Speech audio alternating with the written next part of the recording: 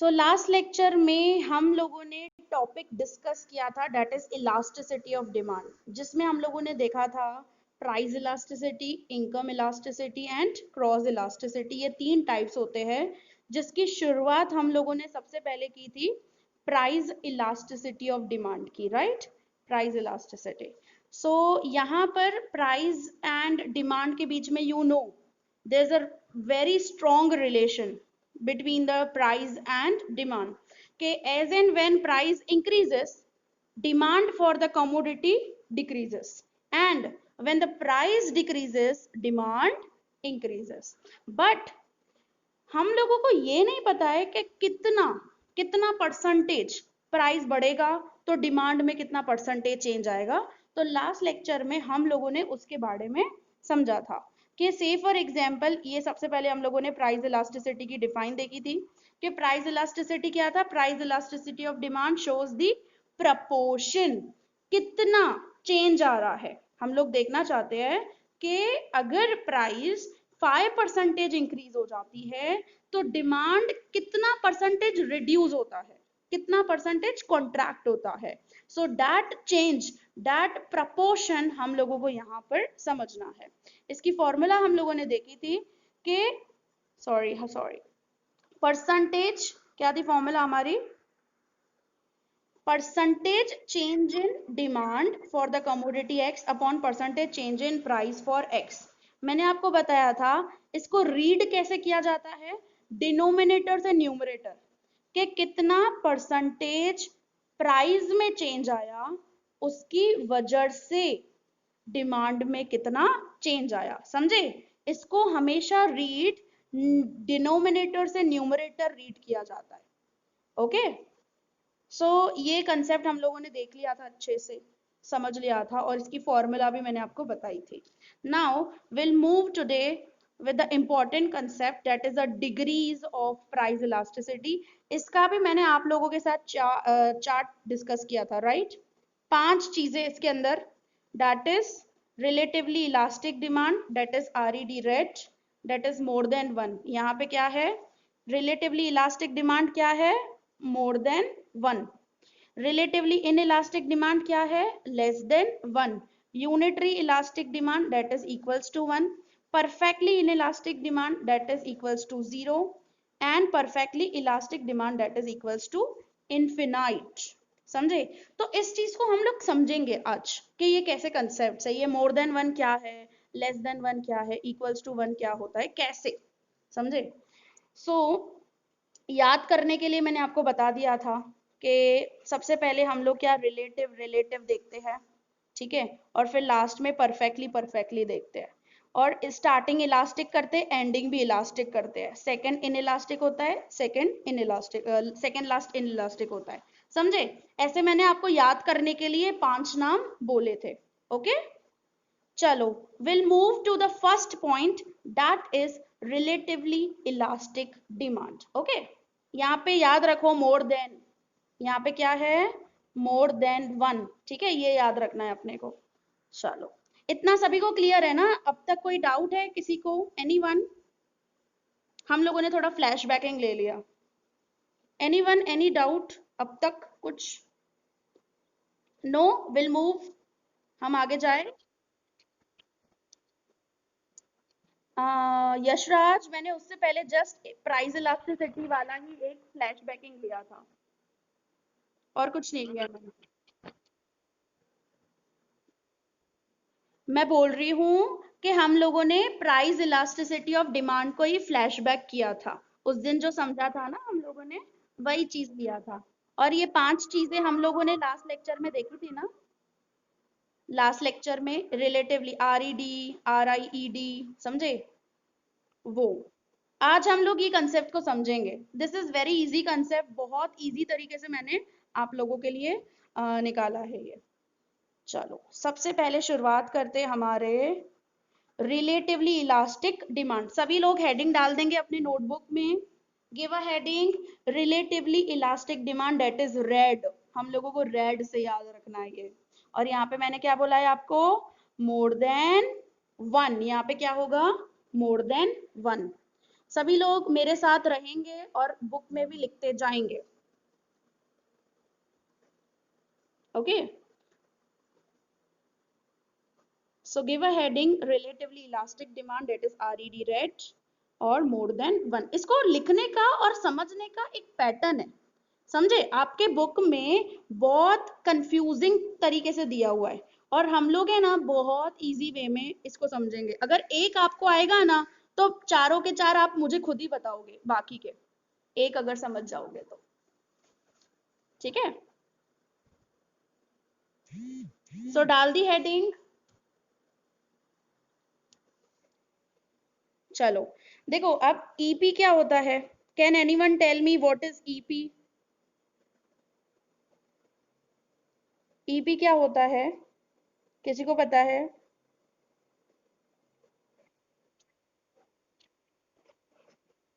Yes, very good. अभी अभी जो हम लोग देख कर आए ना, प्राइस इलास्टिसिटी ऑफ डिमांड, इसकी फॉर्मूला क्या थी? Percentage change in demand for the X और percentage change in the price. ठीक है, इतना हम लोगों को पता है, इसकी फॉर्मूला अपने को आती है। डिमांड अपॉन प्राइस वही बात आती है, लेकिन परसेंटेज चेंज देखते हैं अपने, कितना परसेंटेज चेंज हो रहा है। अब यहाँ पर चीज क्या होनी चाहिए? मोर देन 1। आंसर क्या आना चाहिए? Equals to more than 1। मतलब जैसे यहाँ पे जैसे कैसे 2 आया है, 2 कैसे आएगा? से फॉर एग्जाम्पल, मतलब यहाँ पे जैसे मैंने एग्जाम्पल लिया है, अगर प्राइस जो है अगर वो 5% कम हो रही है, मतलब उसकी वजह से प्राइस अगर 5% कम हो रही है तो उसकी वजह से डिमांड क्या हो रहा है? 10% बढ़ जा रहा है। मतलब यहाँ पे क्या बोल सकते हैं हम लोग? रिलेटिव इलास्टिक को इस तरीके से डिफाइन किया जा सकता है कि change in demand is comparatively more than the change in price। Plus minus को अपने को नहीं देखना है, मैंने लास्ट लेक्चर में भी आपको बताया था why we are using plus and minus for showing increasing or decreasing। just price यहाँ पे फॉल हुआ है और डिमांड क्या हुई है? बढ़ी है, लेकिन यहाँ पे क्या हो रहा है? डिमांड ज्यादा प्रपोर्शन में बढ़ी है, इसकी वजह से ही तो आंसर हमारा यहाँ पे 2 आ रहा है। यस और नो? यहाँ पे डिमांड का प्रपोर्शन क्या हो रहा है? कंपैरेटिवली प्राइस से ज्यादा हो रहा है। देखो, प्राइस 5% रिड्यूस हुई है और डिमांड में जो चेंज आया है वो 10% आया है, तो यहाँ पे हमारा आंसर क्या हो गया? 2। मतलब यहाँ पे क्या हो गया? मोर देन 1 हुआ कि नहीं हुआ? आंसर हमारा मोर देन 1 हुआ। यस और नो? Tell me. देखो यहाँ पे क्या बोल रहे हैं, हमारी जो फॉर्मूला है उसको दिमाग में रखना है अपने को, इस वजह से मैंने फॉर्मूला लिख लिया यहाँ पे। फॉर्मूला क्या है हमारी? Percentage change in demand for X upon percentage change in price. अभी ये हम लोग क्या ले रहे हैं? परसेंटेज चेंज इन डिमांड ले रहे हैं 10% और परसेंटेज चेंज इन प्राइस ले रहे हैं 5%। 5% चेंज आया है प्राइस ऑफ अ कमोडिटी में। ये एक्स कोई भी कमोडिटी है, फॉर एग्जाम्पल कोई भी गुड है, उसमें उसके प्राइस में कितना फर्क आया है? 5%। और डिमांड में कितना चेंज आया है? ज्यादा आया है कि कम आया है? टेल मी, मोर और लेस? मोर। सो हम लोग क्या पढ़ रहे हैं यहाँ पे? कौन सा कंसेप्ट पढ़ रहे हैं? मोर देन, मोर देन 1। सो हमारा आंसर इधर 2 आया, मतलब मोर देन 1 हुआ। ये एग्जाम्पल से आप मुझे बताओ क्या डिफाइन कर सकते हो, ये फॉर्मूला और एग्जाम्पल से, कि percentage change in demand is comparatively more than the percentage change in price। ये बोल सकते हैं हम लोग? yes or no? Percentage change in demand क्या हो रहा है? ज्यादा है, किससे? प्राइस से। प्राइस 5% है और डिमांड कितना है? 10% इंक्रीज हो रहा है। yes और no? समझ में आ रही है चीज? देखो यहाँ पे इसी चीज को मैंने लिखा है, क्या लिखा है? रिलेटिवली इलास्टिक डिमांड मतलब क्या होता है? Percentage change in demand is more then percentage change in price. यही चीज है, आपको दिख रही है? एग्जाम्पल, पहले मैंने एग्जाम्पल लिया और उसके बाद उसको डिस्क्रिप्टिव वे में लिखा है मैंने, समझे? यहाँ पे हमारा क्या है, RED, मैंने आपको बोला मोर देन वन, तो आपके दिमाग में डाउट था कि मोर देन वन कैसे। तो मोर देन वन कैसे होगा, जब डिमांड में चेंज ज्यादा होगा कंपैरेटिवली प्राइस से, ठीक है, तो ही मोर देन वन होना है ना आंसर हमारा। यस और नो? Any doubt? यहां तक किसी को कोई डाउट है? एनीवन? सभी को कंसेप्ट समझ में आ रहा है क्या बोल रही हूं मैं? कि मार्केट में अगर प्राइस अगर 5% चेंज हो रहा है प्राइस में, लेकिन उसकी वजह से डिमांड में 10% चेंज आ रहा है, मतलब प्राइस से ज्यादा परसेंटेज चेंज आ रहा है, तो हम लोग यहाँ पे क्या टर्म कर सकते हैं उसको, रिलेटिवली इलास्टिक डिमांड। एग्जाम्पल हम ग्राफ में देखें इसका, यस और नो? देखें ग्राफ में, आगे बढ़े हम लोग, एवरीवन? चलो अब आ जाते ग्राफ में। देखो ग्राफ में हम लोगों ने ये बनाया y एक्सिस, ये बनाया हमने x एक्सिस, नीचे लिया डिमांड, ऊपर लिया प्राइस, ठीक है, ओके। अब यहाँ पे मैंने क्या किया, टर्म कर दिया है पीओ और P1, समझे? पीओ मतलब इनिशियल प्राइस, और फिर P1 मतलब जो चेंज हो रही है, से फॉर एग्जांपल करंट प्राइस। अब यहाँ पे मैं टेबल बना देती हूँ। पहले प्राइस थी से फॉर एग्जांपल 10, ठीक है, और डिमांड कितनी थी, से फॉर एग्जांपल 10, ठीक है। प्राइस कितनी थी, 10 रुपए थी, और सामने डिमांड भी कितनी थी, 10, ठीक है। अभी से फॉर एग्जांपल मेरी प्राइस क्या हो गई, कम हो गई, प्राइस आ गई 5 पे, प्राइस हो गई 5% से फॉर एग्जांपल, तो डिमांड क्या हो गया, 20 हो गया। अब मुझे बताओ यहाँ पे डिमांड में ज्यादा चेंज आ रहा है कि प्राइस में ज्यादा चेंज आ रहा है? किस में ज्यादा चेंज आ रहा है? डिमांड में ज्यादा चेंज आ रहा है कि प्राइस में ज्यादा चेंज आ रहा है? Tell me. डिमांड में कितना परसेंटेज चेंज आया? डिमांड में कितना परसेंटेज चेंज आया? 10%, और प्राइस में 5%। देखो अब हम लोग यही चीज डायग्रामेटिक इसको सॉल्व करते हैं। देखो जब प्राइस 10 थी तो डिमांड क्या थी, 10। जब प्राइस 5 हो गई मतलब प्राइस क्या हो गई, कम हो गई। मैंने ऊपर वही दिखाया था, प्राइस कम हो रही है 5%, यस। प्राइस कम हो गई तो डिमांड क्या हो गई, बढ़ गई, 20 पे आ गई, तो ये कितना हुआ, चेंज। मतलब डिमांड में क्या हो रहा है, चेंज ज्यादा हो रहा है, और प्राइस में चेंज क्या हो रहा है, कम हो रहा है। तो ये जो हम लोगों को ग्राफ मिला ना, ये जो हम लोगों को डिमांड कर्व मिला ना, उसको बोला जाता है रिलेटिवली इलास्टिक डिमांड। ये इलास्टिक डिमांड है, इसको ऐसा बोलते हैं हम लोग। इसमें ना इलास्टिक डिमांड मतलब डिमांड में ज्यादा चेंज आ रहा है, समझे? रिलेटिवली मतलब कंपैरेटिवली फ्रॉम द प्राइस, ऐसा बोला जाता है।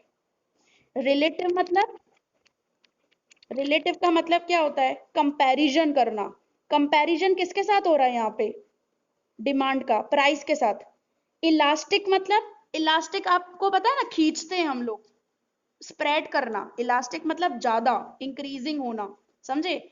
और यहाँ पे डिमांड क्या है, इलास्टिक मतलब डिमांड ज्यादा है रिलेटिवली, किससे, प्राइस से। समझ आई चीज? समझ आ रहा है कंसेप्ट, यस और नो?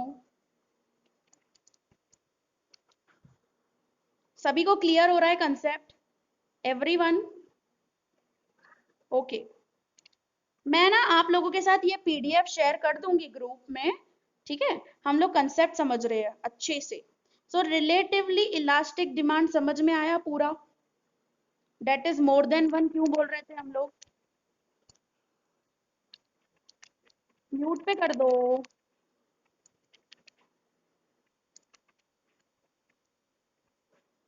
इसमें क्या हो रहा है, डिस्टरबेंस क्रिएट होता है, सब लोग एक साथ बोलते हैं ना, ठीक है। सो रिलेटिव का मतलब क्या होता है, कंपैरिजन करना, और इलास्टिक मतलब ज्यादा, इंक्रीजिंग, मतलब यहाँ पे डिमांड क्या है, ज्यादा, डिमांड में ज्यादा चेंज आ रहा है रिलेटिवली, रिलेटिवली प्राइस से, ठीक है। सो तभी मैंने यहाँ पे एग्जाम्पल इस वजह से आपको यहाँ पे दिया है, ग्राफ यहाँ पे वही शो हो रहा है। जब डिमांड, से फॉर एग्जांपल प्राइस 10 थी तो डिमांड 10 थी, से फॉर एग्जांपल प्राइस कम हो गई 5 हो गई तो डिमांड ज्यादा हो गई। तो ये देखो थोड़ा ऊपर कर्व आ रहा है ना, so that is actually, that curve can be termed as a relatively elastic demand.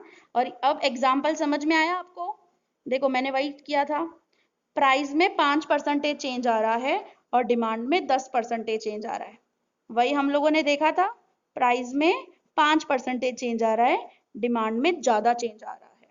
देखो प्राइस में कम चेंज और डिमांड में ज्यादा चेंज, इसको बोला जाता है रिलेटिवली इलास्टिक डिमांड। सिंपल सा define, percentage change in demand is more than the percentage change in price can be termed as a relatively elastic demand। ऐसा कौन से प्रोडक्ट्स में आपको देखने को मिलता है, मतलब प्राइस कम चेंज हो रही है और डिमांड ज्यादा चेंज हो रही है। देखो जैसे फॉर एग्जांपल टेलीविजन, ऐसे प्रोडक्ट्स में आपको देखने को मिलता है ऐसे डिमांड, जैसे फॉर एग्जांपल टेलीविजन की थोड़ी सी ही प्राइस कम हो जाती है तो लोगों की डिमांड क्या हो जाती है, कंपैरेटिवली ज्यादा होती है। जैसे कार में थोड़ा सा ही परसेंटेज चेंज हुआ और लोगों ने डिमांड करना ज्यादा कर दिया, समझे। तो ऐसे हम लोग रिलेटिवली इलास्टिक डिमांड हम लोगों को ऐसे प्रोडक्ट्स में, लग्जेरियस प्रोडक्ट्स में हम लोगों को ज्यादा देखने को मिलता है, थोड़ा सा ही खाली चेंज हुआ प्राइस में और डिमांड मार्केट में बढ़ गई उस चीज की, so that can be termed as a relatively elastic demand. सारा कंसेप्ट क्लियर सभी का, everyone with clear this concept, कोई डाउट किसी को? हाँ home also, yes Harsh, luxurious मैंने बोला ना, लग्जेरियस जो भी आइटम्स होंगी ना उनमें ऐसा चेंज देखने को मिलता है अपने को। सभी का क्लियर?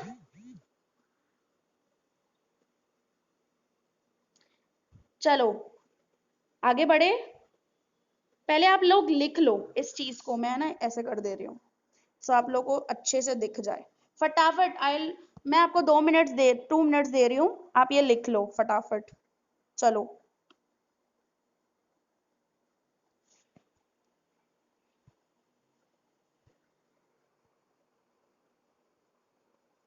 छोटा सा ही है, ठीक है।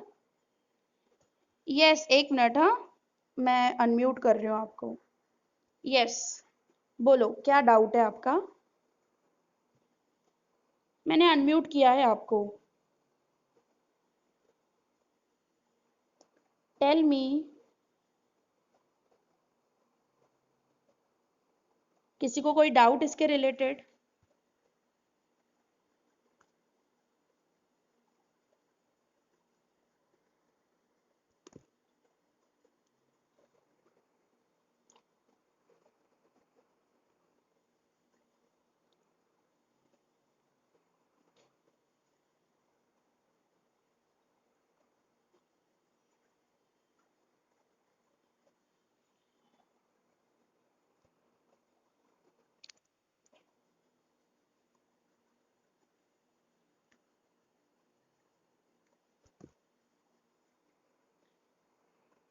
हो गया हर किसी का?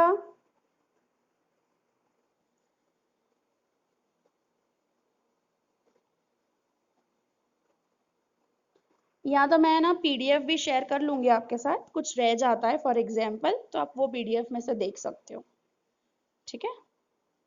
Okay done with this. देखो ग्राफ बनाना बहुत इंपॉर्टेंट है, ये जो पैटर्न से मैंने लिखा है ना उसी पैटर्न से आपको लिखना पड़ेगा answer. So first of all you have to express the formula of price elasticity, then apply the example, example आप पहले एक्सप्लेन कर दो, फिर है ना रिलेटिवली इलास्टिक की आप डिफाइन लिख दो, फिर ग्राफ आप बना दो और एग्जाम्पल लिख दो। So that's enough, actually enough हो गया ये एक रिलेटिवली इलास्टिक डिमांड को एक्सप्लेन करने में, ठीक है। सो डिफाइन भी आ गई, एग्जाम्पल भी आ गया, ग्राफ भी आ गया, और ये वाला एग्जाम्पल भी हम लोगों ने देख लिया। Done with this? आगे बढ़े हम लोग।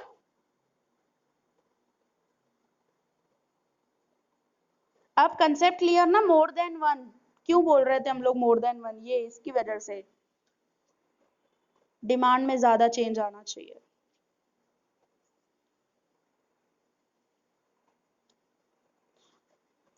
जब टर्मिनोलॉजीज क्लियर हो जाती है, कंसेप्ट क्लियर हो जाता है ना, तो हम लोग अच्छे से समझ जाते हैं इस कंसेप्ट को।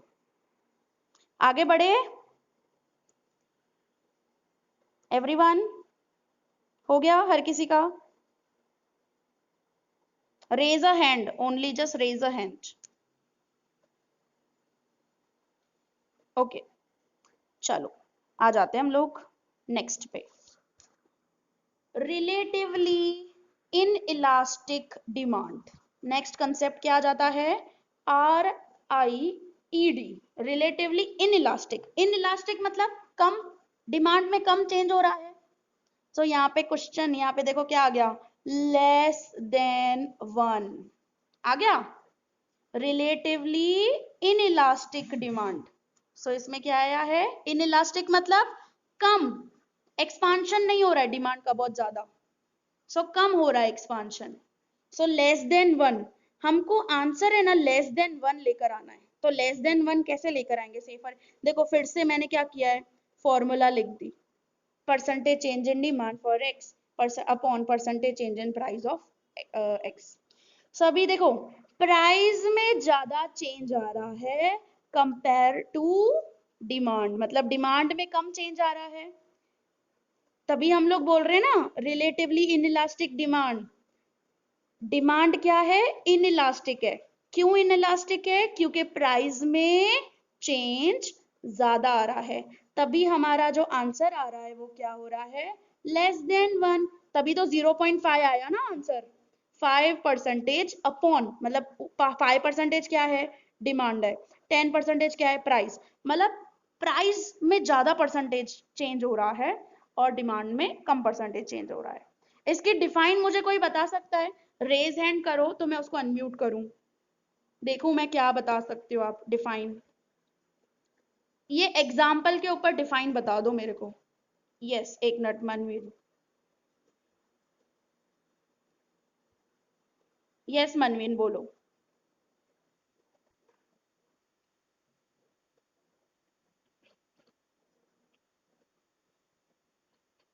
Very good, very good. But यहाँ पे देखो मोर देन वर्ड का अपने को यूज नहीं करना है, समझे? यहाँ पे मोर देन वर्ड का यूज नहीं करना है, तो हम लोग क्या यूज करेंगे? क्योंकि मैंने आपको बोला इधर लेस देन वन आएगा, तो हम लोग क्या करेंगे? आपने सही बताई, एकदम सही बताई डिफाइन, गलत नहीं आपकी, लेकिन इसको थोड़ा लिखने का चेंज करेंगे पैटर्न, क्योंकि इसको बोला जाता है लेस देन वन। इसमें ना हमारा ये जो परफेक्ट ये प्राइस इलास्टिसिटी है ना, वो ऐसे आता है लेस देन वन, ऐसा आता है। रिलेटिवली इनलास्टिक मतलब इस तरीके से हम लोगों को प्रेजेंट करना पड़ता है। तो इट मीन्स, देखो it means percentage change in demand is less than the percentage change in price. समझे? इस एंगल से हम लोगों को लिखना पड़ेगा, क्योंकि यहाँ पे शो करना है लेस देन वन को, हाईलाइट उसको करना है। तो इस वजह से हम लोग percentage change in demand is less than percentage change in price. आपने जो बोला इट्स वेरी करेक्ट, बिल्कुल सही था वो भी। आप उल्टा करोगे तो सीधी बात है, प्राइस ज्यादा है डिमांड से चेंज। अभी ग्राफ कैसे बनेगा यहाँ पे? मतलब यहाँ पे डिमांड में कम चेंज आ रहा है, प्राइस में ज्यादा चेंज आ रहा है, राइट? सो आ जाओ, चलो ग्राफ को देखते हैं हम लोग। ये हम लोगों ने बना दिया Y axis X axis, demand price, ठीक है। एक्स एक्सिस पे हमेशा डिमांड लिखते हैं, वाई एक्सिस पे हमेशा प्राइस लिखते हैं। अब यहाँ पे आ जाते हैं, पहले है ना प्राइस 5 रुपए थी फॉर एग्जाम्पल, मतलब 5% जितनी थी, और डिमांड थी से फॉर एग्जाम्पल 10, ठीक है। डिमांड कितनी थी? देखो प्राइस कम थी तो डिमांड ज्यादा थी, सिंपल सी बात है। अभी प्राइस है ना बढ़ गई, प्राइस क्या हो गई? 15 पे आ गई, तो डिमांड क्या हो गई? लेकिन डिमांड में जो चेंज आया है ना, वो देखो कंपैरेटिवली कम आया है। डिमांड में जो चेंज आया है, देखो वो तो सिर्फ इतना ही आया है चेंज, और प्राइस में ज्यादा चेंज आया है ना। एग्जाम्पल क्लियर हो गया? हम लोगों ने जो एग्जाम्पल लिया था 5/10 का इक्वल्स टू 0.5, देखो यहाँ पे आपको दिख रहा है 5 से 15 गया, मतलब 10% जितना चेंज हुआ, और डिमांड में 5% रिडक्शन हुआ, मतलब ये प्लस ये माइनस, ऐसे हम लोगों ने देखा ना। प्राइस इंक्रीज हुई 10%, डिमांड कितनी कम हुई, सिर्फ 5% ही, मतलब कंपैरेटिवली डिमांड कम कम हुई कंपैरेटिवली प्राइस से। इस वजह से हम उसको क्या बोलते हैं, relatively inelastic demand. This should be remembered. देखो आपको दिख ही रहा है, सिंपल सी बात है। फिर आपको ये जो पॉइंट मिलेगा ना, देखो ये जो दो पॉइंट्स मिल रहे हैं ना आपको, इन दोनों को क्या कर देने का, लाइन बना देने की, और वो लाइन को हम लोग क्या बोलेंगे, रिलेटिवली इनइलास्टिक डिमांड कर्व। ठीक है, समझ में आ रहा है हर किसी को? Everyone clear about this concept? Raise the hand अगर आपको डाउट है, तो भी आप मुझसे पूछ सकते हो। फिर देखो दिशा, आपको डाउट है और क्लियर?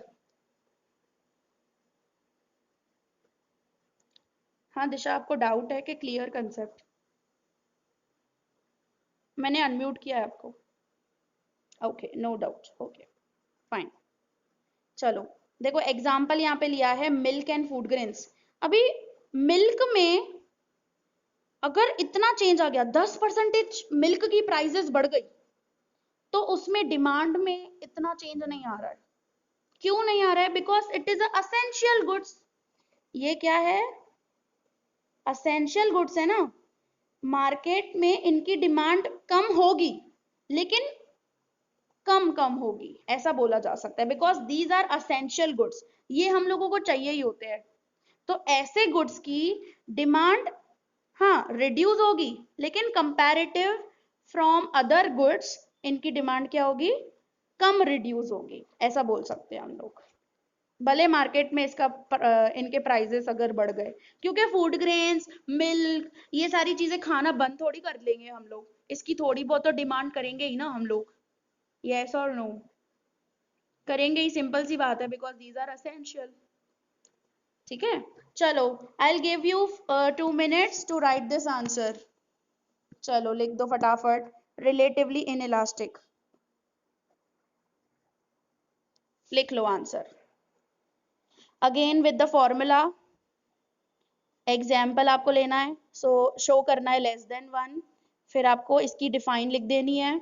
मैंने इस वजह से थोड़े शॉर्ट फॉर्म्स ही यूज किए ताकि आपको जल्दी याद हो जाए। परसेंटेज इतना बड़ा लिखने बैठूंगी पूरा डिस्क्रिप्टिव वे, थोड़ा बोरिंग हो जाता है। इसके लिए शॉर्ट शॉर्ट सा लिखने का अपने को, ताकि हमको कंसेप्ट याद करे। फिर ये डायग्राम आपको ग्राफ बनाना है और ये एग्जाम्पल लिखना है।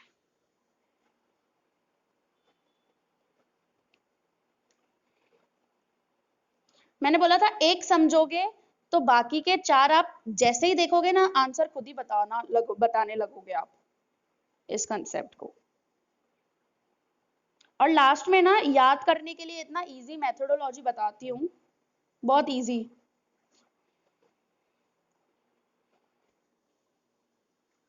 ये आंसर आपका फेवरेट आंसर हो जाएगा, माय गारंटी। जैसे लॉ ऑफ डिमांड अगर फेवरेट आंसर हो ना, तो ये वाला आंसर भी आपका फेवरेट होना चाहिए। बहुत अच्छा आंसर है ये, मुझे बहुत पसंद है।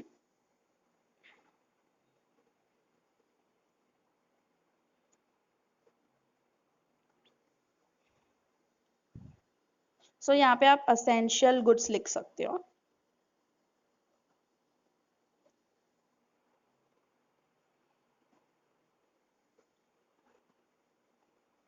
जिसका कंप्लीट हो जाए please raise the hand.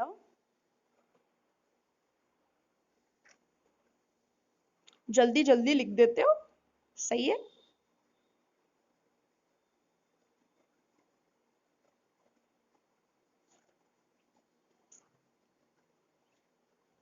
Okay हो गया, मोस्ट ऑफ पीपल का हो गया। चलो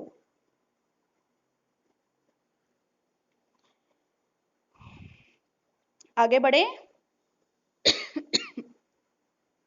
नेक्स्ट,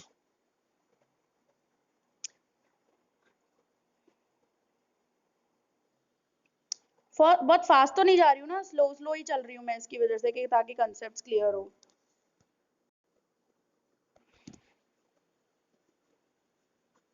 चलो आ जाते हैं हम लोग next.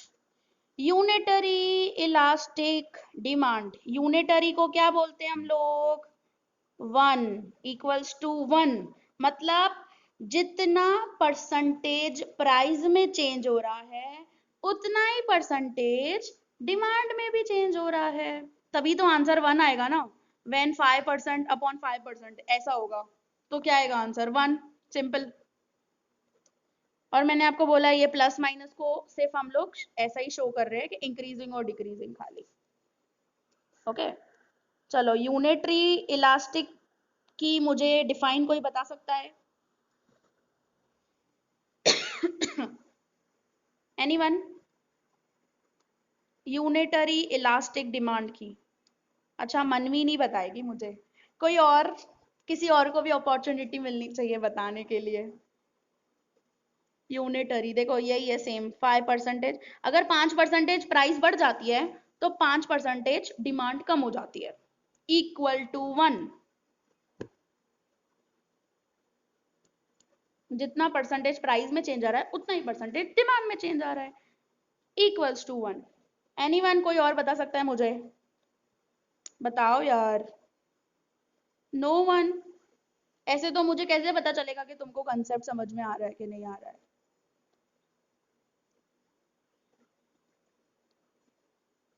Anyone?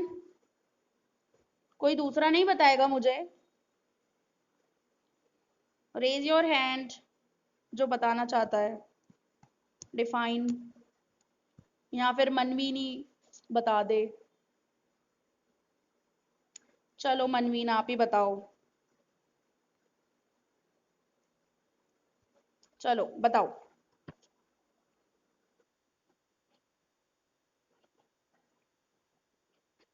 Yes, very good, simple. ठीक है, देखो आ गया। डिफाइन पढ़ो, क्या लिखी है? when percentage change in price is equals to percentage change in demand। आ गया वही डिफाइन जो मनवीन ने बोला, वेरी गुड। चलो ये डिफाइन तो हो गई, फिर अभी हम लोग ग्राफ देख लेते हैं। सो देखो, जब 10 रुपए था प्राइस, से नहीं सॉरी, जब 5 रुपए था प्राइस तो डिमांड क्या हो गई? 10। डिमांड 10 थी उस वक्त। जब प्राइस बढ़ गई तो डिमांड क्या हो गई? कम हो गई। लेकिन कितना? 5 जितना ही परसेंटेज है। समझे? देखो मैं इसमें ना टेबल फॉर्म में भी हम लोग लिख लेते हैं। टेबल फॉर्म में कैसे? जब प्राइस 5 थी, डिमांड कितनी थी? 10। जब प्राइस 10 हो गई, डिमांड क्या हो गई? 5। तो यहाँ पे भी इंक्रीजिंग हुआ 5%, और इधर क्या हुआ? रिड्यूसिंग हुआ 5%, मतलब सेम प्रपोर्शन में हुआ ना, सेम प्रपोर्शन आ रहा है। इस वजह से इसको क्या बोला जाता है? Unitary elastic demand. और इक्वल्स टू हम लोग ऐसे लिखते हैं, ये प्राइस इलास्टिसिटी का ऐसे लिखते हैं हम, इक्वल्स टू 1। क्योंकि फॉर्मूला जो आती है, से फॉर एग्जांपल ये जो फॉर्मूला आ रही है, ये फॉर्मूला से आंसर आ रहा है ना हमारा 1, इस वजह से उसको इक्वल्स टू 1 बोला जाता है। चलो फटाफट टाइम दे रही हूँ, 2 मिनट लिख डालो, राइट इट डाउन।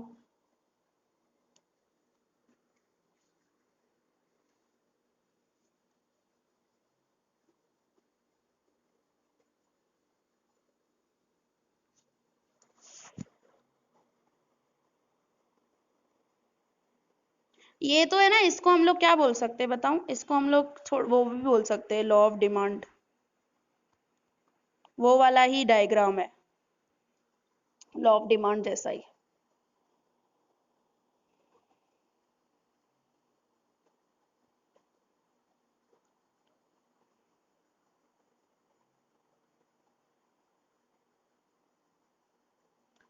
और यूनिटरी इलास्टिक मतलब एक कॉमन कंज्यूमर एंगल से ये चीज बताई है।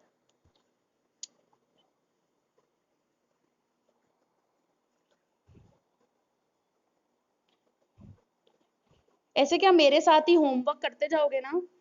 तो बस फिर घर पे कुछ नहीं करने का, घर पे सिर्फ एक बार सेल्फ स्टडी कर देने की, रिवाइज कर लेने का। देखो हर बार ये ना प्लस माइनस आ ही रहा है, क्यों प्लस माइनस आ रहा है आपको पता है, डिमांड और प्राइस का इनवर्स रिलेशन है। सो ये कंसेप्ट को ध्यान रखना, दोनों जगह प्लस प्लस नहीं कर देना, समझे? ये दोनों जगह प्लस प्लस नहीं कर देना, तो सामने वाले को ऐसे लगेगा कि गलत, आपको नहीं पता है कंसेप्ट।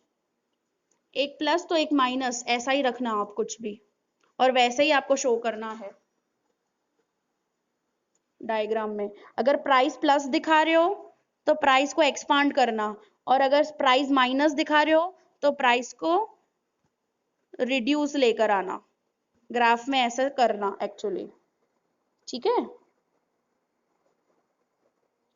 हो गया हर किसी का? यस, आगे बढ़े।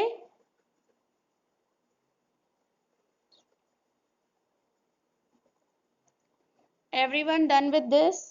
बाकी दो तो पानी है, छोटे छोटे से ये बाकी के दो, आज पांचों के पांचों खत्म। इतना बड़ा इंपॉर्टेंट 5 मार्क का आंसर खत्म हो जाएगा। ये 5 मार्क में पूछते हैं, 5 मार्क्स में।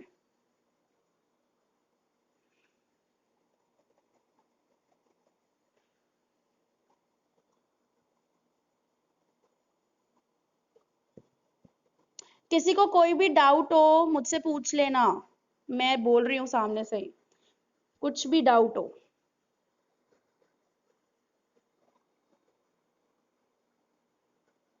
कोई भी नहीं कुछ समझ में आए, बाद में भी अगर आप सेल्फ स्टडी करते हो